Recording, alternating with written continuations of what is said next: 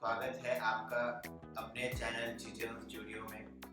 और आज हम कुछ इम्पोर्टेंट सेंटेंस के बारे में डिस्कस करेंगे।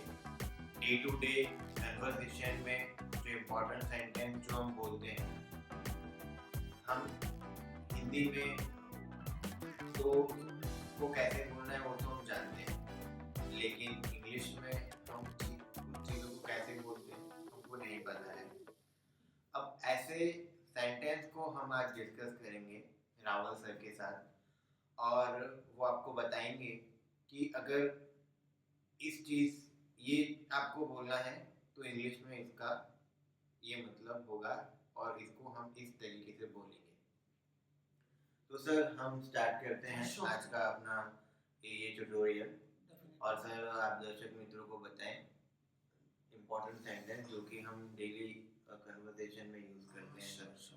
तो सर जैसा कि हम फर्स्ट सेंटेंस से स्टार्ट करते हैं हम सर, कभी कभी क्या होता है कि किसी ने हमको बोला कि भाई ये कपड़े ले और तार पे इसको सुखा दे ताकि जो गीले कपड़े हैं वो सूख जाएं।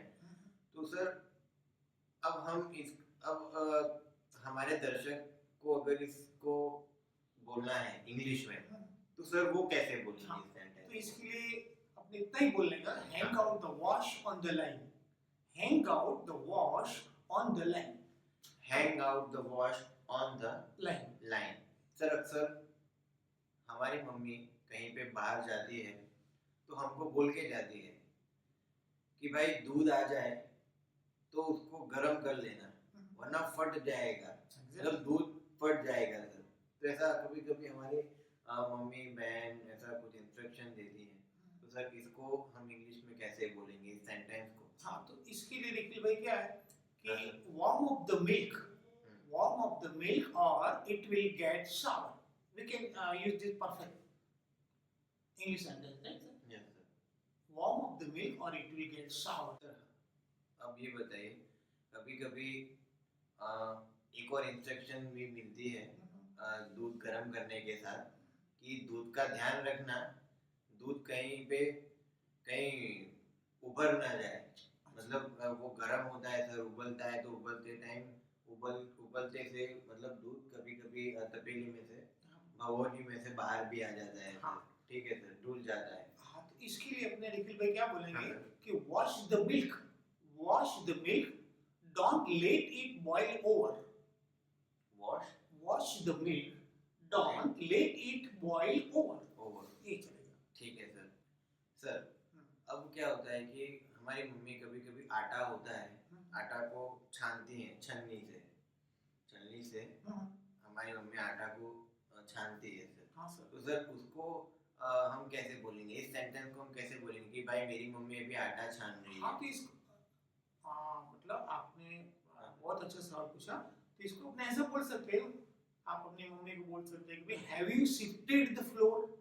Have you shifted, SIFTED, have you shifted the floor, ये चलेगा। सर अब हम कभी सब्जी खरीदते हैं तो हम सब्जी वाले से पूछते हैं भाई 1 किलो आलू का क्या है? 1 किलो आलू का क्या है? तो सर इसको हम इंग्लिश में कैसे बोलेंगे? ये आपने बहुत अच्छा सवाल पूछा, बहुत इजी सेंटेंस लग रहा है। बाकी while speaking, while conversing with other, तो इसको ऐसा बोलेंगे कि how much a kilo, how much a kilo are these potatoes? Question mark.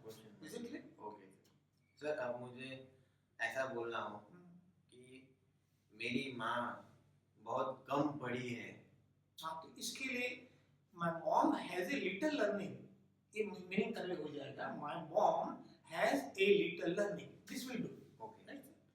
अब सर ठंड का मौसम आता है, हम स्वेटर पहनते हैं तो हमको रैशेस हो जाते हैं। तो हम हिंदी में, शुद्ध हिंदी में अगर हम किसी को ये बोलें तो हम ऐसा बोलेंगे कि भाई ये स्वेटर मुझे बहुत काटता है। हाँ, तो इसके लिए भी स्वेटर को दाग तो है नहीं, हाँ, तो काटेगा तो है। तो सर इस सेंटेंस को अगर इंग्लिश में बोलना हो हाँ, तो कैसे बोलेंगे? तो ऐसा बोलेंगे निखिल भाई कि दैट स्वेटर या this sweater itches me, this sweater itches me, ऐसा बोल सकते हैं। सर ऐसा बोलना हो कि मेरे पेट में बहुत दर्द है, मैं बिस्तर पे करबटे बदल रहा हूँ और बहुत ही ज़्यादा मुझे दर्द है सर। तो सर इस स्थिति को इंग्लिश में सर कैसे ट्रांसलेट करेंगे? हाँ, हमको हाँ, इसको इंग्लिश में बोलना हो तो सर कैसे बोलेंगे? हाँ, तो आपने जो सेंटेंस बहुत अच्छा बोला कि I have a severe stomach pain. Okay. I have a severe stomach pain, hmm. so I am tossing in the bed.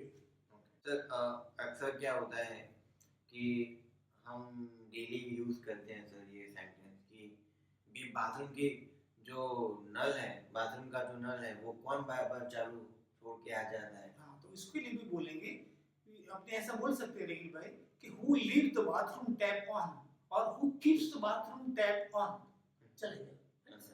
Sir अभी ऐसा बोलना हो कि मेरी बहन ने बर्तन साफ कर दिए हैं, तो सर उसको इंग्लिश में कैसे हाँ, बोलेंगे? तो इसको रेगिल भाई अपने क्या बोलेंगे कि my sister has done the dishes, ये बोल सकते हैं। ओके।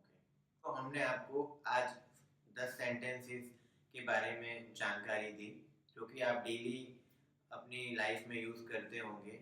आपको उसका इंग्लिश एग्जैक्ट इंग्लिश में उसको कैसे बोला जाता है वो आपको नहीं पता होगा, लेकिन अब आपको पता चल गया है। अगर आपको हमारी वीडियो पसंद आई हो तो बिल्कुल हमारी वीडियो को लाइक करें, शेयर करें, सब्सक्राइब करें। आपको हमसे कुछ क्वेश्चंस हैं, आपको अगर हमें कुछ बताना है, आपको हमसे कुछ पूछना है, आपको हमसे कोई शिकायत है या कुछ सुझाव है आपके, तो बिल्कुल हमारे कमेंट सेक्शन में आप कमेंट कीजिए और आपका कोई भी क्वेश्चन है उसका हम उसका क्लियरेंस देगी कमेंट सेक्शन में आपको रिप्लाई दे देंगे। आप हमारे वीडियो को देखते रहें, आगे और भी सेंटेंसेस आने वाले हैं, हमारे साथ बने रहिए आपके अपने चैनल जीजे स्टूडियो में। Have a great day, bye bye.